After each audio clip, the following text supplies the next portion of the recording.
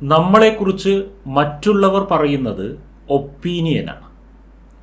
നമ്മളെക്കുറിച്ച് നമ്മൾ തന്നെ പറയുന്നത് ഡെഫനിഷനാണ്. എല്ലാവരും നിങ്ങളെക്കുറിച്ച് ഒരേ അഭിപ്രായം ഒരു കാര്യത്തിൽ പറയുന്നുണ്ടെങ്കിൽ മാത്രം അതിലൊന്ന് ശ്രദ്ധിക്കണം. അല്ലെങ്കിൽ ഓരോ അഭിപ്രായങ്ങൾ ആയിട്ട് മാത്രം അതിനെ കാണുക. പക്ഷേ ഡെഫനിഷൻ അങ്ങനെയല്ല. ഡെഫനിഷൻ എന്നുള്ളത് നിങ്ങളുടെ മനസ്സ് തന്നെ നിങ്ങളെക്കുറിച്ച് പറഞ്ഞുകൊണ്ടിരിക്കുന്ന കാര്യങ്ങളാണ്. അതിനെ നിങ്ങൾ സീരിയസ് ആയി എടുക്കണം.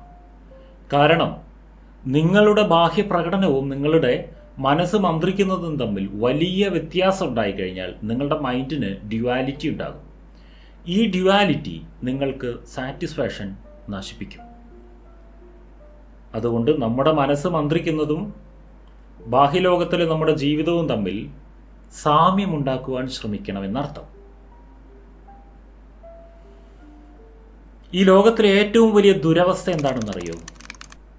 ആരെയെങ്കിലും ബോധിപ്പിക്കുവാൻ വേണ്ടി, ആരുടെ കയ്യിൽ നിന്നെങ്കിലും അവാർഡ് കിട്ടുവാൻ വേണ്ടി ഞാൻ എന്തല്ലയോ അതാണ് ഞാനെന്ന് കാണിച്ചു കൂട്ടി ജീവിക്കേണ്ടി വരുന്നൊരവസ്ഥ.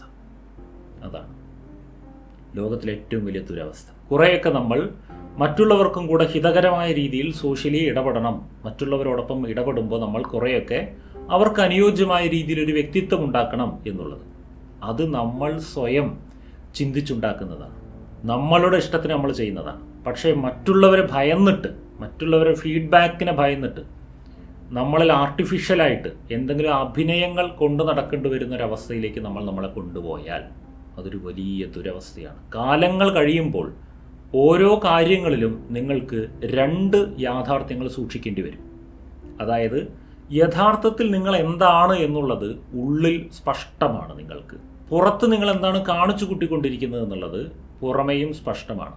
അപ്പോൾ നിങ്ങൾ ഇടപെടുന്ന ഓരോ കാര്യത്തിലും രണ്ട് ഇൻഫർമേഷൻ സ്റ്റോറേജ് ഉണ്ടായിരിക്കും. ഒന്ന്, നിങ്ങളുടെ യാഥാർത്ഥ്യം എന്താണ് എന്നുള്ളത്. നിങ്ങൾ ഒരാളോട് ഇടപഴകുകയാണ്, സൗമ്യമായിട്ട് ഇടപഴകുന്നു. പക്ഷേ നിങ്ങളുടെ ഉള്ള് പറയുന്നത് അയാളുടെ നിലപാടുകളെ എതിർക്കാനാണ് പറയുന്നത്. നിങ്ങളുടെ ഉള്ള് അദ്ദേഹത്തെ എതിർക്കാൻ പറയുന്നു. എന്നാൽ നിങ്ങളുടെ നിലനിൽപ്പിൻ്റെ ഭീഷണി കാരണം നിങ്ങൾ പുറമെ സൗമ്യമായി ഇടപഴകുന്നു. അപ്പോൾ ഈ ആളോട് ഇടപഴകുവാൻ നിങ്ങളുടെ ഉള്ളിൽ രണ്ട് പ്രോഗ്രാമുണ്ട്. ഒന്ന്, നിങ്ങളുടെ ഇൻറ്റേർണൽ കോറിൽ നിന്ന് വന്നുകൊണ്ടിരിക്കുന്ന മെസ്സേജ്. മറ്റൊന്ന്, നിങ്ങൾ പുറമെ കാണിച്ചു കൊണ്ടിരിക്കുന്ന മെസ്സേജ്. ഇങ്ങനെ നിങ്ങളുടെ ജീവിതത്തിൽ ഓരോ സബ്ജക്റ്റിനും രണ്ട് സോഫ്റ്റ്വെയർ വർക്ക് ചെയ്തുകൊണ്ടിരുന്നാൽ കാലങ്ങൾ കുറേ കഴിയുമ്പോൾ നിങ്ങൾ ആത്മനഷ്ടം സംഭവിച്ചവരായി മാറും. നിങ്ങൾക്ക് സെൽഫിനെ നഷ്ടപ്പെടും. ആരെയും നഷ്ടപ്പെടാതിരിക്കുവാൻ വേണ്ടിയാണ് നമ്മൾ ഈ കഷ്ടപ്പെട്ടത് മുഴുവൻ. അതുകൊണ്ട് നിങ്ങൾക്ക് ആരെയും നഷ്ടമായില്ല. നിങ്ങളുടെ കഷ്ടപ്പാട് കാരണം, നിങ്ങളുടെ അഭിനയം കാരണം എല്ലാവരെയും പിടിച്ചു നിർത്താൻ നിങ്ങൾക്ക് പറ്റി ജീവിതത്തിൽ. പക്ഷെ നിങ്ങൾക്ക് നിങ്ങളെ നഷ്ടമാകും. നിങ്ങൾക്ക് നിങ്ങളെ തന്നെ നഷ്ടമായിട്ട് പിന്നെ ആരെ സ്വന്തമായിട്ട് എന്താ കാര്യം? അതുകൊണ്ട് ഇതിൻ്റെ ഒരു ബാലൻസ് വേണം. മറ്റുള്ളവരെ കൂടെ പിടിച്ചു നിർത്തുവാൻ ശ്രമിക്കുന്ന പോലെ തന്നെ തൻ്റെ മനസാക്ഷിയെ തൻ്റെ കൂടെ പിടിച്ചു നിർത്തുവാനും കൂടെ നമ്മൾ ശ്രമിക്കണം. ഇതാണ് സെൽഫ് അവെയർനെസ് ബാലൻസ് എന്ന് പറയുന്നത്. സെൽഫ് അവെയർനെസ്സിൽ എന്തിനെയൊക്കെ കുറിച്ചിട്ട് നമ്മൾക്ക് അവെയർനെസ് ഉണ്ടായിരിക്കണം? പോയിന്റ് നമ്പർ 1, നമ്മുടെ ശരീരം നമ്മളോട് ഡിമാൻഡ് ചെയ്യുന്ന ആവശ്യങ്ങളെക്കുറിച്ച് നമ്മൾക്ക് അവെയർനെസ് ഉണ്ടായിരിക്കണം. നമ്മളുടെ ശരീരത്തിൻ്റെ നേച്ചർ അനുസരിച്ച് ഓരോരുത്തരുടെയും ശരീരത്തിന് ഓരോ നേച്ചറായിരിക്കും. ശരീരത്തിലെ ഹോർമോണുകളുടെയും ശരീരത്തിലെ മെറ്റബോളിസത്തിൻ്റെയും ഓരോ വാണ്ട്സ് ഉണ്ടാവും, ഓരോ നീഡ്സ് ഉണ്ടാവും. അതിനെ നമ്മളൊന്ന് പരിഗണിക്കണം. നമ്മളതിനെ കാണാത്ത ഭാവം നടിക്കരുത്. അതൊരു സ്ട്രോങ് ഇൻസ്റ്റിങ്ക്റ്റാണ്. മറ്റൊന്ന്, നമ്മളുടെ മനസ്സ് നമ്മളോട് പറയുന്നത്. നമ്മുടെ മനഃശാസ്ത്രം എന്താണ്? നമ്മുടേതായ ഒരു മനഃശാസ്ത്രം ഉണ്ടാവും നമുക്ക്. അതെന്താണ് എന്നുള്ളതിനെക്കുറിച്ച് നല്ലൊരു അവബോധം ഉണ്ടായിരിക്കണം.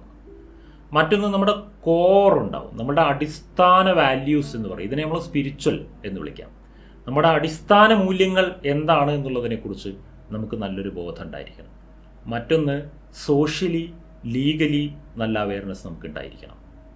സൊസൈറ്റിയിൽ ഇടപഴകുന്ന സമയത്ത് സൊസൈറ്റിയിൽ നിയമപരമായിട്ട് എന്തൊക്കെ ശരികളും തെറ്റുകളുമുണ്ട്, അതിൽ ഞാൻ എങ്ങനെയാണ് ആ ശരികളെയും തെറ്റുകളെയും ഒക്കെ മനസ്സിലാക്കി ജീവിതത്തിൽ പാലിക്കേണ്ടത്, ഇതെല്ലാം. ഇപ്പോൾ ഒരു ഉദാഹരണത്തിന്, ഒരു വ്യക്തി സ്പിരിച്വലി വളരെ ഹൈ ആണ്. ആ പുള്ളിയുടെ ഉള്ളിൽ സദാസമയം ഇത്തരത്തിലുള്ള സ്പിരിച്വൽ തോട്ട്സും അത്തരത്തിലുള്ള കാര്യങ്ങളൊക്കെ നടന്നുകൊണ്ടിരിക്കുകയാണ്. ബട്ട് ഒരു ട്രാഫിക് ലൈറ്റ് ഓണായി കിടക്കുന്ന സമയത്ത് അവിടെ പാലിക്കേണ്ട ഒരു സാമാന്യ മര്യാദ എന്താണെന്നുള്ളതിൻ്റെ കോമൺ സെൻസ് ഇല്ലതാനും എങ്കിൽ അതൊരു നല്ല ബാലൻസിങ് അല്ല. കാരണം രണ്ട് തരം അറിവുകൾ നമുക്ക് ആവശ്യമാണ്. ഒന്ന് വ്യാവഹാരിക ജ്ഞാനം, മറ്റൊന്ന് പാരമാർത്ഥിക ജ്ഞാനം. വ്യവഹാരജ്ഞാനം, പരമാർത്ഥജ്ഞാനം എന്നും പറയാം. വ്യവഹാരജ്ഞാനം എന്നാൽ ഈ ലോകത്തിൽ ജീവിച്ചു പോകാൻ വേണ്ടി നമുക്കുണ്ടായിരിക്കേണ്ട അടിസ്ഥാന വിദ്യാഭ്യാസമാണ്, അറിവാണ്. നമ്മൾ ജീവിക്കുന്ന രാജ്യത്തിനനുസരിച്ച്, രാജ്യത്തിൻ്റെ കോൺസ്റ്റിറ്റ്യൂഷൻ അനുസരിച്ച്, നമ്മൾ ജീവിക്കുന്ന സൊസൈറ്റിക്ക് അനുസരിച്ച്, നമ്മൾ ജീവിക്കുന്ന വീടിൻ്റെ മാനസികാവസ്ഥകൾക്കനുസരിച്ച് ആ സോഷ്യൽ കോൺഷ്യസ്നെസ്, ആ ഫാമിലി കോൺഷ്യസ്നെസ്, ആ നാഷണൽ കോൺഷ്യസ്നെസ്, ഇതിനെയൊക്കെ നിലനിർത്തിക്കൊണ്ട് അവിടെയൊക്കെ നമ്മൾ ജീവിക്കുമ്പോൾ കാണിക്കേണ്ട പ്രാഥമികമായിട്ടുള്ള കോമൺ സെൻസ്, അതൊക്കെ വ്യവഹാരജ്ഞാനമാണ്. പരമാർത്ഥജ്ഞാനം എന്ന് പറഞ്ഞാൽ യഥാർത്ഥത്തിൽ ജീവിതം കൊണ്ട് നിങ്ങൾ എന്താണ് ഉദ്ദേശിക്കുന്നത്, ജീവിതത്തിൽ നിങ്ങൾ എന്താണ് മീനിങ് കണ്ടെത്തിയിട്ടുള്ളത്, ആ മീനിങ് ശരിയായ മീനിങ് തന്നെയാണോ, ഇതിനെയൊക്കെ കുറിച്ച് ചിന്തിക്കുകയും പുനർപരിശോധന ചെയ്യുകയും അതിനനുസരിച്ച് കോറിൽ ചേഞ്ചുകൾ കൊണ്ടുവരാൻ പറ്റുന്നത്ര കൊണ്ടുവരാൻ ശ്രമിക്കുകയും ചെയ്യുന്നതൊക്കെയാണ് പരമാർത്ഥജ്ഞാനം എന്ന് പറയുന്നത്. വ്യവഹാരവും പരമാർത്ഥവും തമ്മിൽ വ്യത്യാസമുണ്ട്. എല്ലാ മനുഷ്യനെയും സ്നേഹിക്കാൻ പഠിക്കുക എന്നുള്ളത് ഒരു പരമാർത്ഥജ്ഞാനമാണ്. അങ്ങനെയെങ്കിൽ നിങ്ങളെ ടോർച്ചർ ചെയ്യുന്ന, നിങ്ങളെ അബ്യൂസ് ചെയ്യുന്ന, നിങ്ങളെ കൊള്ളയടിക്കാൻ വരുന്ന ഒരാളെ നിങ്ങൾക്ക് സ്നേഹിക്കാൻ പറ്റുമോ? അവിടെ വ്യവഹാരജ്ഞാനമാണ് ഉപയോഗിക്കേണ്ടത്, പരമാർത്ഥജ്ഞാനമല്ല.